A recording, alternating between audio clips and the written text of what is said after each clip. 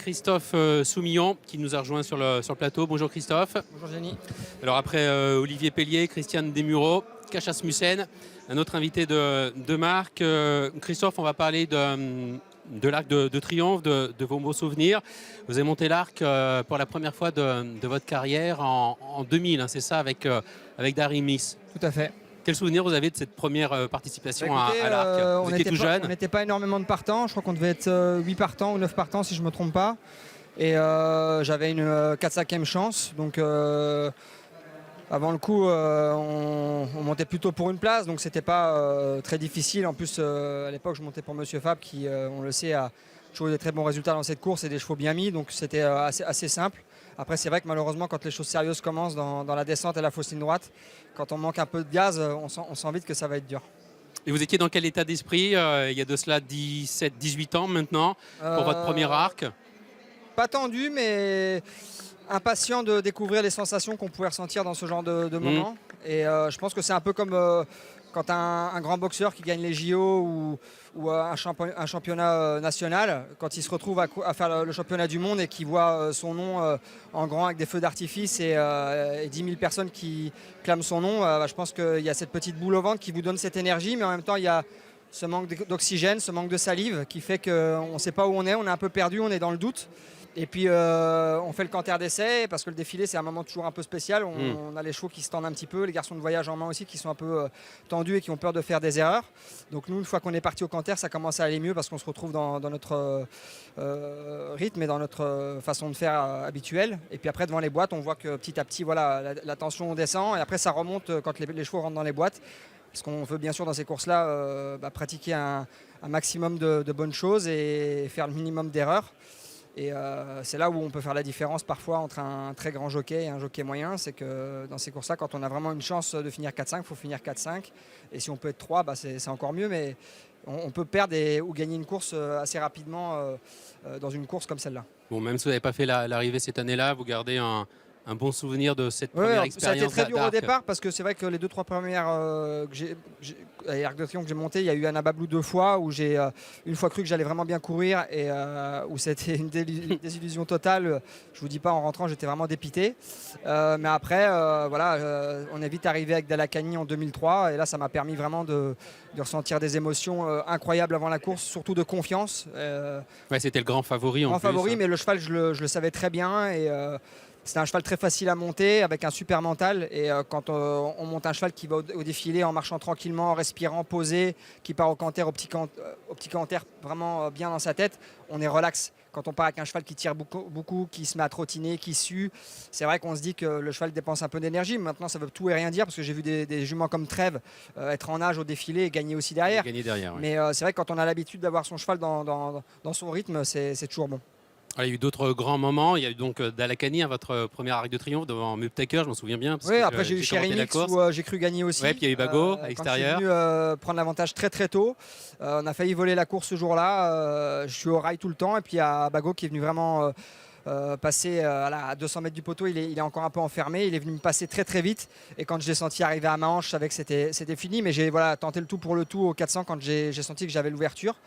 Et c'était un très bon moment. Après il y a eu Orfèvre aussi. Où c'était des moments un peu difficiles. Ça, c'est un moins bon moment. Il y en a eu deux. La première, elle est très douloureuse parce que quand je viens, j'ai une sensation jouissive, vraiment extraordinaire quand je passe sur la main tout le monde. Et une fois que je me retrouve devant, 50 mètres d'effort, je sens que ça va plus. Je suis tout seul, comme au sommet d'un col et on ne sait pas quoi faire. On est un peu perdu, on ne sait pas s'il faut continuer à y aller, pas y aller. On sent que le cheval est perdu aussi. Et ce jour-là, malheureusement, je pense qu'il a fait un petit malaise, ce qu'il a reproduit derrière après la course. Mais voilà, ça fait partie des moments historiques de cette course, je pense. Alors l'Arc 2018, vous n'allez pas le monter, Christophe. Comment vous appréhendez la chose? C'est pour vous C'est tout à fait normal. Alors, il y a plein de gens qui veulent polémiquer là-dessus, vouloir savoir. C'est-à-dire polémiquer C'est logique. Je veux dire, il y a plein de gens qui disent c'est pas normal que Christophe Soumillon ne monte pas. À partir du moment où les gens pour qui je monte habituellement n'ont pas de partant déjà, donc Jean-Claude et son Altesse Aga Khan. Oui, qui fait une année creuse, oui. Donc mais non, mais qui n'ont pas de partant ou qui n'ont pas eu de chevaux, qui ont couru avant les préparatoires et ont gagné quoi que ce soit. je ne vais pas avoir de monte spécifique. Alors au dernier moment, oui, on peut peut-être se retrouver avec un cheval qu'on a monté durant l'année, mais j'ai pas monté un seul cheval dans le Grand Prix de Saint-Cloud, pas un cheval dans le Grand Prix de Chantilly. Vous n'avez pas monté un seul des Non, voilà, chevaux tous au les départ de partants la qui sont course. là, j'en ai pas monté un, donc je vois pas pourquoi je devrais monter. Après, on m'a proposé deux trois chevaux qui n'ont pas trop de chance au départ. J'ai préféré refuser parce que ces courses-là, moi j'aime bien les monter avec des chances, sinon on prend des coups et c'est pas intéressant. Et j'aime rester là en tant que joker. On ne sait jamais ce qui peut arriver. Aujourd'hui, on a vu malheureusement à Newmarket, Francky est tombé. On l'a dit. Il s'est pas fait mal, mais j'en ai connu d'autres qui voilà, sont tombés, se sont blessés. Et comme Christophe Lemaire une année, qui a loupé toutes ses montes dans le week-end de l'Arc. Et quand ça arrive, vaut mieux être disponible, quoi. Je pense que dans ces courses-là, on n'a pas. Ça, vous l'avez déjà dit. Vous préférez plutôt que de vous engager. Monter l'Arc. Si c'est pour monter une 4-5e chance pour finir à l'arrivée, ça me va. Maintenant, il y a tellement de chevaux cette année qui ont des chances pour être 4-5. Il y en a quand même 3-4 qui n'ont pas trop de chance. Malheureusement, on en a proposé quelques-uns. Et puis donc voilà, vous préférez être dispo au cas où. Et puis, comme tout le monde, ça nous amuse. Je préfère que ce soit un jeune qui n'ait pas l'expérience, qui ne l'ait jamais monté, qui essaye. Parce que pour eux, c'est génial. Moi, je l'ai déjà fait plusieurs fois. Et moi, sincèrement, monter une grande course comme celle-là, quand on n'a pas le gaz, c'est pas amusant. Non, mais je comprends votre. Quand on arrive au 500 et qu'on se fait percuter, qu'on finit à 200 mètres de tout le monde, qu'on regarde le grand écran pour voir qui a gagné, c'est bien quand on fait leader et qu'on est ami avec quelqu'un, mais sinon, c'est pas drôle. Alors, comment vous voyez la course? C'est très spécial. Moi, sincèrement, je pense que Nebel, c'est une phénomène. Maintenant, elle a pas mal de choses contre elle. Elle a gagné pour sa rentrée.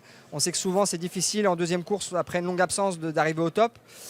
Demain, le terrain va être probablement très souple, comme on a pu le voir aujourd'hui. Il était déjà un peu souple. Ouais, est-ce que ça va lui plaire? Ça, c'est autre chose. Moi, je pense qu'en classe pure, elle est au-dessus du lot. Et puis, je souhaite à Francky de gagner son 6e arc. Je pense qu'il le méritera amplement, ainsi que la pouliche.